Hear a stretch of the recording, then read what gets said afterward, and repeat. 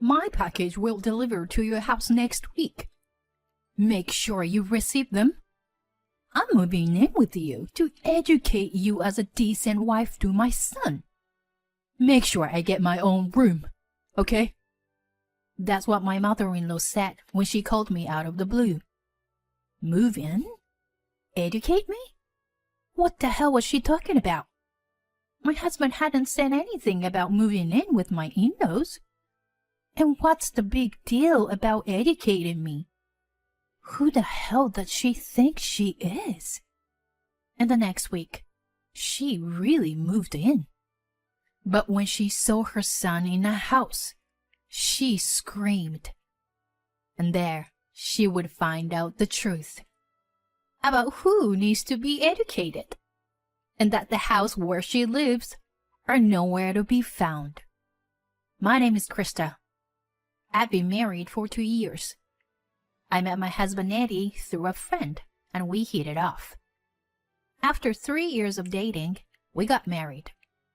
We're both working, but each of us had lived alone before, so both of us are capable of doing a full range of household chores.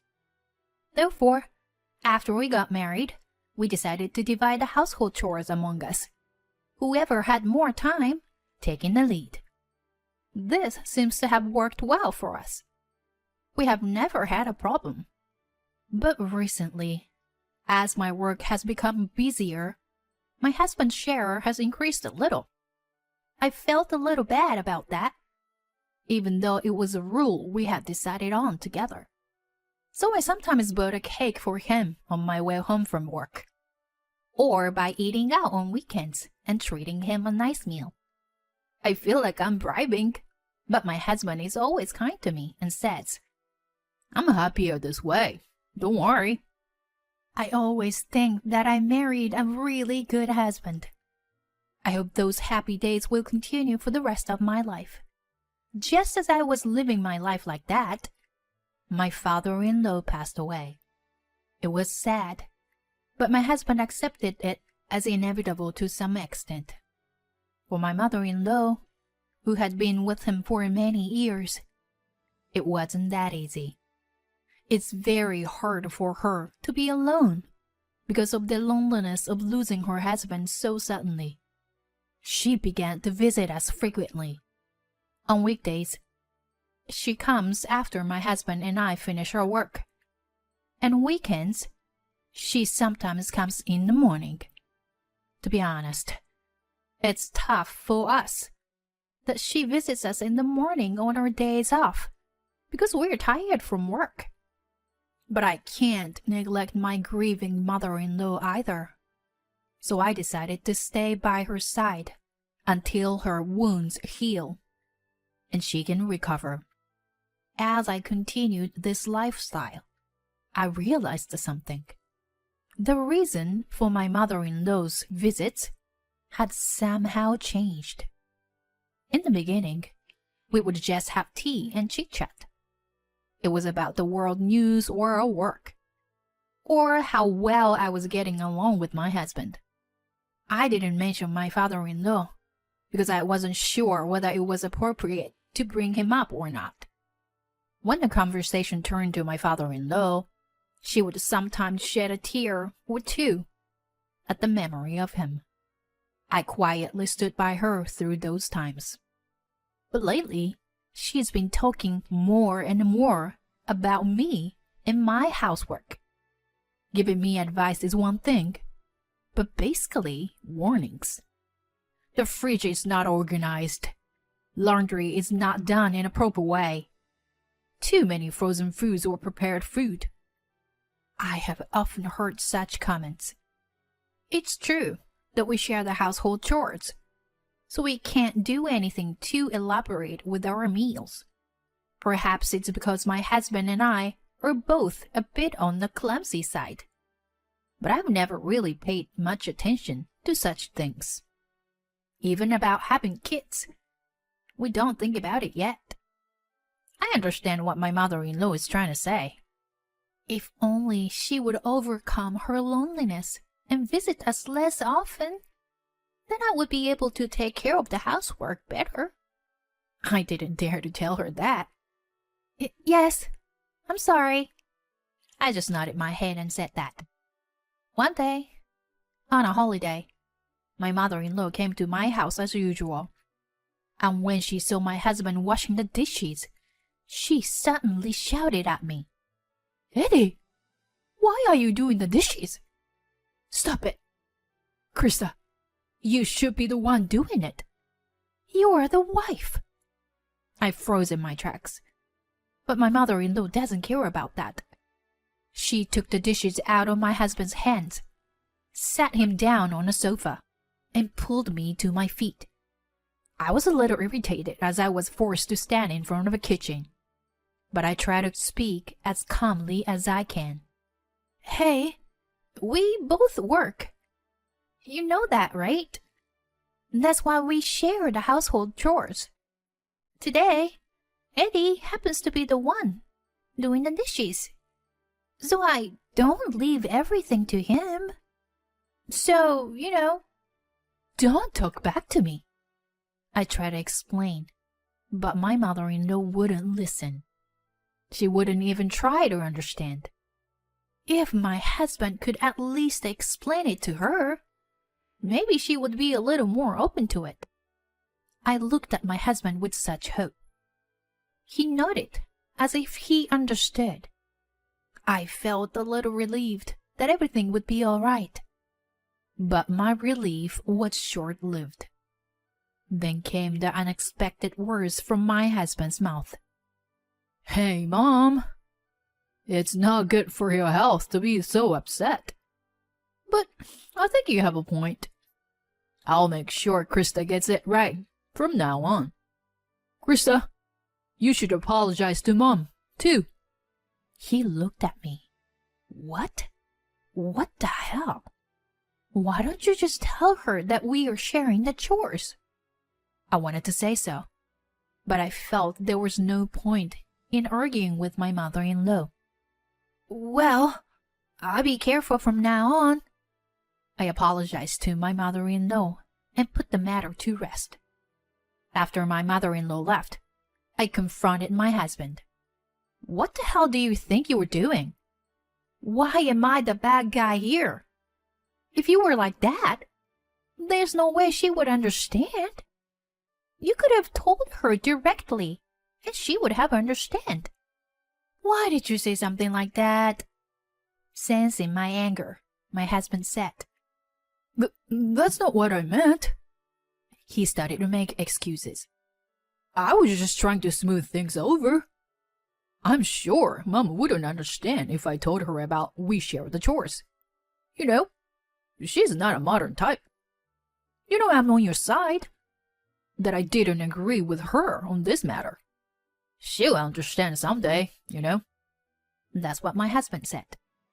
We've known each other long enough to know that's not how he really feels. In fact, I think he was hoping that he wouldn't have to do the housework at all. My husband was always a little cunning. However, he had never been a person who has been rude to me or annoyed others. That's why I was so angry at him for not showing remorse. But I was tired, so I kept quiet and let the day pass. Well, we had shared the chores up to that point, all right. I had such faint hope that things would be back to normal tomorrow. But since that day, my husband has been blatantly skipping chores. He doesn't do the housework like he used to. I thought he was sulking because I had confronted him about his mother. But I don't think that's the case. So I decided to give him a warning. But my husband responded with an unexpectedly simple answer. "Oh, okay. Sorry." Well, sometimes you just don't feel like doing it. The next day, my mother-in-law came to see me without any notice. She had at least contacted me before, but today she didn't. What was going on? Was she in some kind of trouble? I was a bit worried. What my mother-in-law told me was something else entirely. "I see you still haven't done your chores. Don't you want your husband to eat well do you? I just got a call from my son. Krista doesn't cook. I haven't had a home-cooked meal in a while. See? Eddie texted me. I couldn't help but glare at my husband. Did this guy just tip off his mother behind my back? No. I didn't do anything wrong in the first place. It was a calculated attempt to make me look completely bad, just because he didn't want to do his chores. His plan worked, because as a result, my mother-in-law came over more often than before. My husband stopped doing chores altogether. I had to come home from work and do the chores that my husband was supposed to do, who comes home earlier than I do. If I wasn't so busy at work, I could handle the housework with ease. But my work has not yet left the busy season, so I have to cut back on my sleep and do both work and housework every day. Physically, I was reaching my limit. I thought I would collapse if I didn't do something, so I decided to talk to my husband about my mother-in-law again. However, at an inopportune time, my husband became busy with his work a little while ago. I couldn't find the time to talk to my husband properly anymore. I thought that with both of us working, it couldn't be helped. But my husband's work schedule was oddly unusual. It became normal for him to come home after midnight on weekdays. Even on his days off, he sometimes works all day long. In the worst case, he would stay overnight at the office because he thought it was a waste of time to come home. Just the other day, I was thinking of talking with my husband about chores. Now I'm starting to worry that he's working too much. So whenever I could see him in the house, I would ask him, "Are you okay?" "Yeah, why? I feel fine," he replies with a tireless face. It's good to know he's fine. But isn't he too energetic? If my husband is really working so hard, I should be able to see a little bit of fatigue on his face. I wondered if he had so much energy to spare. If the company is forcing my husband to work that hard, wouldn't they be violating the labor standards law? With this in mind, I decided to talk to my colleague Anne. Anne has a family member who works for the same company as my husband. But when I told Anne about it, she gave me a suspicious look. It's certainly a busy season right now, but I don't think they work that hard. It may vary from department to department. It's not like it used to be, you know. So my husband's hard work is a complete lie? Well, at least we know something doesn't add up. Oh, yes. Could this be? My husband doesn't come home from work. I've been so busy with work that I haven't been able to keep up with the housework. The house was a wretched mess. Tomorrow is my first day off in a long time. I could clean up this mess if I devoted my day off. I had planned it like that. But my mother-in-law came at the wrong time. What's with this room? I can't believe that the moment I entrusted you with the housework, the house turned out like this. No wonder you forced my son to do the housework. No, we only share the housework. I was about to say that when I thought back. That's right. There's no point in arguing with this mother-in-law. As I was brooding over this, my mother-in-law made a face as if she had just thought of something. I just remembered what I have to do. I'm going home for the day. With that, she headed for the front door. I was expecting her to be angrier. What was she thinking? But if she was going to leave, there was nothing I could do about it. But a few days later, my mother-in-law told me something even more frightening. Hello? Oh, my package will be delivered to your house next week. Make sure you receive them. If I see that messy room, I had to do something. I'm gonna educate you as a decent wife to my son. You should be grateful that I am moving in with you. Make sure I get my own room, okay?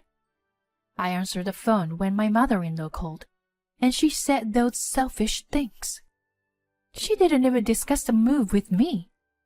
She just called to let me know that her stuff was on its way. I really wish she just stopped taking advantage of me like this. If you are to do this, I have a plan. I decided to carry out a plan I'd had in mind for a long time. The day her stuff arrives, and my mother-in-law moves in, I got a call on my cell phone from my mother-in-law. I ignored it because I couldn't be bothered to answer it. The calls kept coming in, over and over again, endlessly. I had no choice but to answer it. And then I heard my mother-in-law's crazy voice in the other end of the line. What the hell is going on here? Where are you? And who the hell is this woman with my son? I couldn't help but laugh, as I never heard my mother-in-law's restless voice like that. What's so funny? I had to laugh. I didn't expect the plan to go so well. The truth is, I wasn't home that day. I told my husband I was going away for a trip for 3 days. I knew that he would bring his lover into the house with him. When there was a discrepancy between my husband's busy schedule and the information I had received from a colleague, I ordered a background check from a credit agency. On weekdays, he used the company car to go to his lover's house. On weekends, they were to gather in hotels or far away from home. To top it all off, he was even getting paid overtime for the time he spent cheating on her. So I bet a man like that would call his lover when he heard his wife was going away for a while.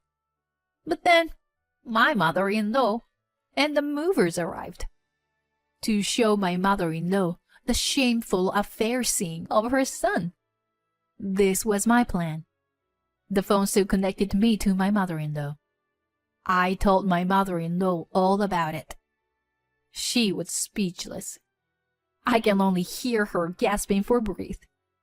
I would have loved to see the expression on her face. The 3 days trip was also a fake, by the way. I was visiting the real estate office to sign a contract for a new house and cancel the lease on my current house. I was in the middle of it when I got a call from my mother-in-law, so I have been keeping the realtor waiting. I am busy with the cancellation of my lease. So, I'll just say what I want to say. You made fun of me and said I needed to be educated. Do you know who needs to be educated here? You also said that a woman should do the housework. But who do you think pays the rent? Me. Your son did the housework because I was busier than him and made more money. But he is very busy having fun with another woman right now, isn't it? Whatever. As for divorce and alimony, I will contact you through my lawyer later. Don't get involved with me again. As I was about to hang up the phone, my mother-in-law was crying and pleading with me. No, I just canceled the lease on my old house. Where will I live when this house is gone? Well, you've been happily blaming me all this time. Now you turn to me when things go wrong. It's none of my business. Talk to your idiot son. I hung up the phone. After a while, my husband and I divorced. I was able to get alimony from him and the person he cheated on me with. There are good lawyers in the world. Also, my ex-husband was fired from his job, along with the cheating partner, as a matter of course. I heard through the lawyer that he was dumped by her soon after. I would have liked to see two idiots get together and live a life of misery. I thought that would be a little too harsh to wish for. Instead, the lawyer told me an interesting story. There's still one mystery left in this story. One of the reasons why my ex-husband was so energetic. Maybe the adrenaline rushed from the fun of the affair. But the biggest factor of all was that he was using a lot of over-the-counter drugs. It was ridiculously simple. But as it turned out, my ex-husband had developed some internal organ problems as a side effect to the drugs. He was no longer able to work as hard as he used to. I guess you can't overdose on anything. I don't know how or where, or even if they are still alive. But that's not my problem anymore. I'm enjoying my new life of freedom. Thank you for watching to the end. Please subscribe to our channel if you like. See you in the next video.